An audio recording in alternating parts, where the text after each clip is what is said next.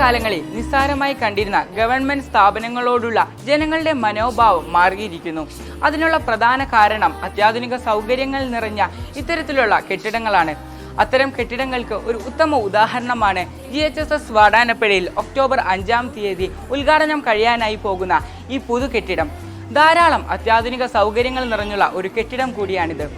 GHSS വാടാനപ്പള്ളിയിലെ അത്യാധുനിക പഠന രീതിക്ക് വളരെയധികം സഹായപ്രദമാകുന്ന ഒരു കെട്ടിടം കൂടിയാണിത്. ഇവിടുത്തെ PTA മികവുറ്റ പ്രവർത്തനങ്ങളെക്കുറിച്ച് ധാരാളമായി നാം കേട്ടറിഞ്ഞിട്ടുണ്ടാകും. അവരെ ഈ അവസരത്തിൽ ഞാൻ ഓർക്കുവാനായി ആഗ്രഹിക്കുന്നു. 120 വർഷത്തോളമായി ഈ തീരദേശത്ത് അറിവിന്റെ വെളിച്ചം പകർന്നുകൊണ്ടിരിക്കുന്ന നമ്മുടെ GHSS വാടാനപ്പള്ളി. എൻ്റെ വിദ്യാലയത്തിലെ ഏറ്റവും വലിയ ഹൈലൈറ്റ് എന്ന് പറയുന്നത് എൻ്റെ അധ്യാപകർ തന്നെയാണ്. സ്നേഹം കൊണ്ടും വാത്സല്യം കൊണ്ടും ഞങ്ങളെ ചേർത്ത് പിടിക്കുന്ന ഞങ്ങളുടെ ടീച്ചേഴ്സ്.